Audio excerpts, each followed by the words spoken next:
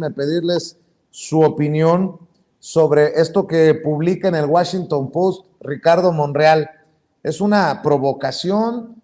¿Cómo entender lo que publica Ricardo Monreal desde una visión, pues vamos a ser sinceros, de golpeteo hacia Morena, hacia la cuarta transformación?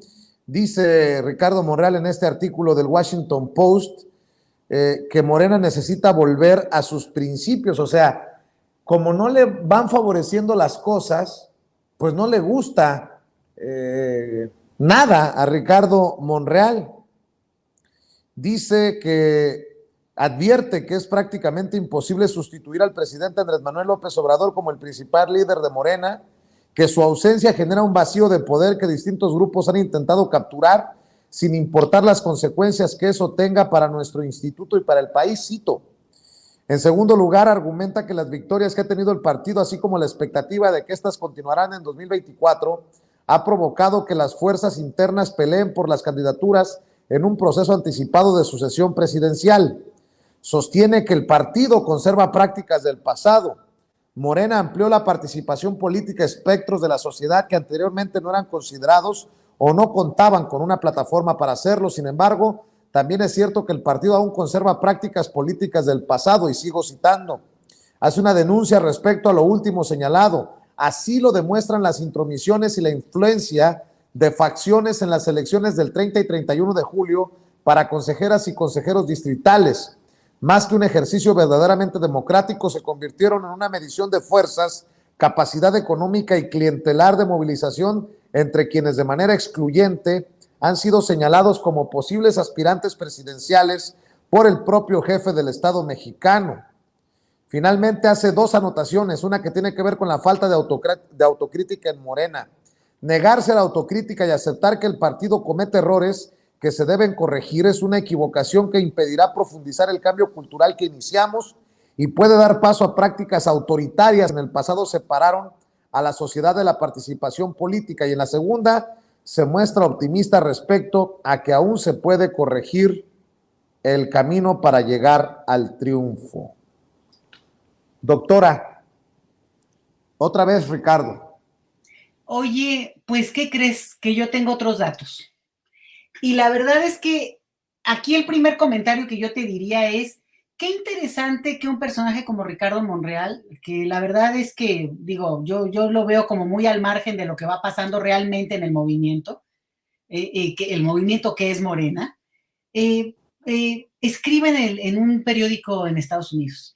O sea, que no le den una pluma, obviamente, no es que no se la den, es que él decidió, tomó la decisión estratégica, lo planeó, porque con este intento, y siempre muy barnizado de como que de más presencia, más prestancia, ¿no? En el Washington Post, mira qué elegante. Y también en el supuesto, que es toda una falacia, de que entonces te leerán un público extranjero, lo cual no es cierto, porque en general son las versiones o para Latinoamérica cuando mucho, o sobre todo para México, lo mismo que El País, lo mismo que el New York Times y todo esto, ¿no? Es la sección para México, que somos un público importante. Pero entonces, más bien ahí, ¿quién le abre la puerta? Y suena a algunos personajes conocidos ya de todos, que, digamos, en la discusión que se pudo haber planteado, deciden que se escriba ahí, que esa pluma para hablar de esa elección que él está siendo crítico, pero tampoco dice nada nuevo, nada nuevo que algunos críticos han dicho al interior,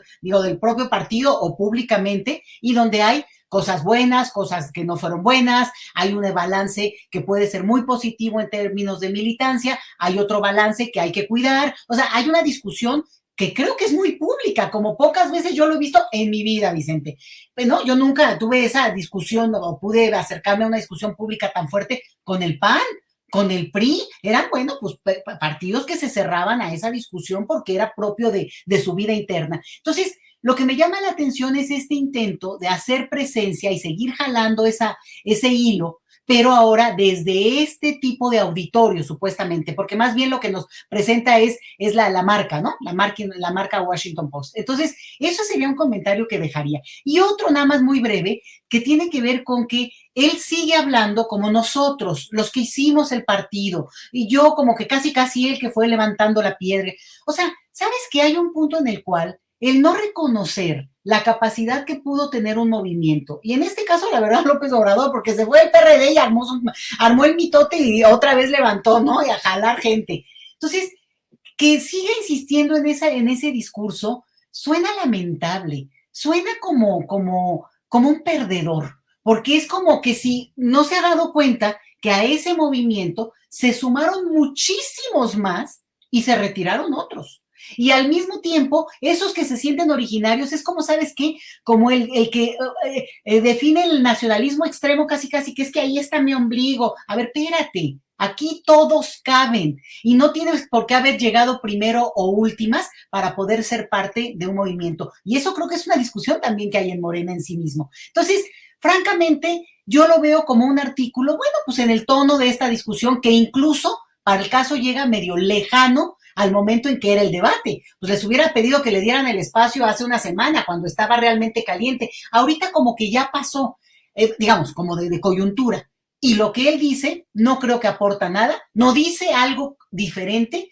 Y si él habla de una disputa en términos de los candidatos o no sé, pues bueno, mira, la verdad es que ahí es una discusión que podría darse y abrirse, pero en la cual nadie lo está considerando a él, digo, bueno, obviamente sus seguidores, pero no, por lo menos no en el imaginario, él no está en esa disputa. Entonces, en todo caso, pues bueno, invitado de piedra, ¿verdad? Pero la verdad es que salvo esa pluma en español desde el Washington Post, para mexicanos, pues yo no le veo mayor dato al artículo como para asombrarnos, Vicente.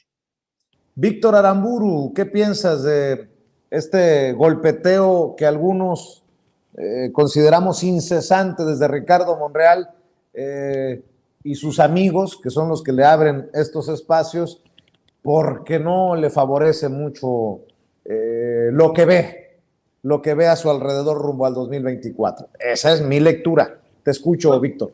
Y pues es la misma que yo también tengo y la que tiene también Leti, pues que este señor ya lo que está dando son patadas de ahogado, haciéndole guiños justamente a la oposición. A ver, digo, en el PRD pues claramente sí están dispuestos a abrir las puertas, ¿no? De regreso. Y pues pudiera ser que sacar algo de ahí, y coincido con el diagnóstico de Leti, o sea, este tipo de artículos que sacan luego en el New York Times y que sacan, digo, a propósito de lo que está diciendo Jaime Hernández y de respecto al artículo, bueno, no artículo, ¿no? Sino la investigación, o lo que haya sido, supuesta investigación, reportaje en contra de la jefa de gobierno, pues el destinatario es México, no, o sea, un gringo, pienso yo, por muy educado que sea y lo que quieras, ¿no? Neoyorquino, pues no se anda metiendo a ver qué es lo que opina Ricardo Monreal, ¿no? Sí, un poco, si a la gente de Morena le vale un cacahuate, un poco, digo, sí tiene ahí sus minions, ¿no? Gibran, entre otros, y los que pastorea Gibran, pero sí tiene por ahí uno que otro, pero fuera de eso, pues en realidad el señor ya es un poco irrelevante, quizá le importa más a la oposición y ni siquiera por él, o sea, le importa por el cargo que tiene como coordinador de la bancada de Morena en el Senado, pero pues ya a estas alturas, digamos que los grandes cambios constitucionales ya se hicieron, entonces su relevancia pues no es mucha como tal. Pues sí, o sea, el destinatario es cierto público de México, y como decía Jaime en la intervención anterior, pues el lector de este tipo de periódicos, pues le da así como que, sí, porque lo leí en el Washington Post, ¿no? Porque lo leí en el New York Times. Sí, la versión de América Latina que nada más circula en redes porque ni siquiera es rentable, ¿no? O sea, me acuerdo del New York Times en español, pues que fue totalmente un experimento fracasado y no duró mucho. Y pues es lo que intenta hacer este señor, ¿no? O sea, miren, ya escribió en el Washington Post, ¿no? Algo que además, como bien señala Leti, pues yo creo que la gente de Morena lo tiene perfectamente claro. O sea, sí, claramente, digo, sin o sea, quitando el autor que sea Ricardo Monreal, pues sí, o sea, algunas de sus críticas son válidas, claro que tiene que haber un proceso de autocrítica, claro que en el momento en el cual pues un partido crece, como es el caso de Morena, que habría que más bien analizar eso, ¿no? Que en una jornada de 2 días pues pudo afiliar a 2 millones o más de personas, entre 2 y 3 millones de personas al padrón que ya quisieran el PRI y el PAN, que tuvieran ese poder de convocatoria, ¿no? De la gente, y claro que hay prácticas del pasado, pues vamos, de la nada nada sale, ¿no? O sea, evidentemente hay cosas que pues, van a permanecer, pero que cada vez van siendo menos, y es a lo que se le tiene que apostar, y es a los mecanismos que Morena tiene que buscar precisamente, pues, para que no sucedan esas cosas. Y bueno, pues, tanto el presidente como al interior del partido se ha determinado que sea una encuesta precisamente para que no pase paradójicamente lo que Monreal está criticando. Imagínense que fueran elecciones abiertas.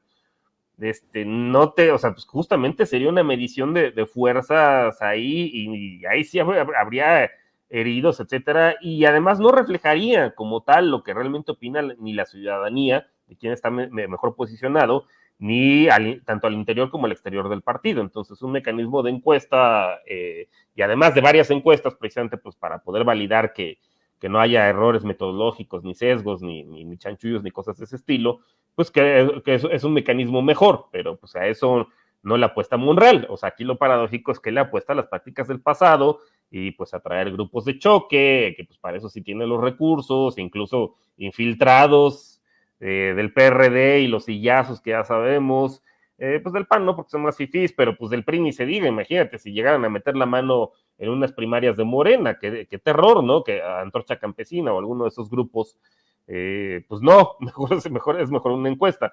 Pero sí, algunas de sus críticas creo que son válidas. El señor pues le está hablando, yo creo que más a la oposición y a alguno que otro por ahí intelectualillo orgánico, ni siquiera pienso que los Krause, a alguno que otro intelectualillo orgánico por ahí, que a ver si le hacen caso, ¿no? Y sigue levantando la mano, y pues así le va a seguir, pienso yo, hasta que pues tenga que pasar lo que ya sabemos que cómo va a culminar esto. O sea, el señor va a salirse de Morena con sus minions y pues armarán escándalo, gritos y sombrerazos, pero a lo mejor le darán una candidatura del PRD, chance, ¿no? Algún premio de consolación por ahí, pero pues de ahí no va a pasar.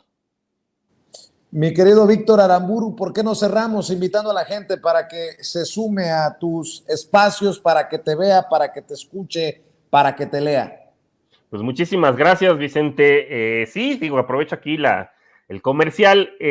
Bueno, pues está el programa que conduzco en Capital 21, Economía con Sazón, pasa los martes en punto de las 10 de la noche, ya estamos en la 5ª temporada, pero también lo pueden encontrar en YouTube, lo pueden encontrar en Facebook, en la barra de opinión de Capital 21, y lo pueden encontrar también en Twitter, en la barra de opinión de Capital 21.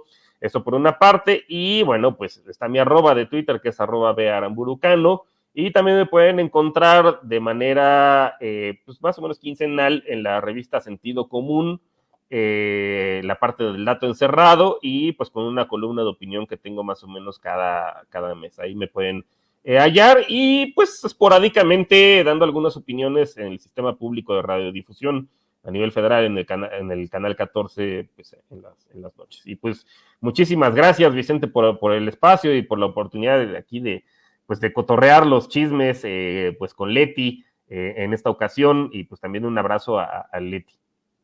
Te mando un abrazo yo a ti, querido Víctor.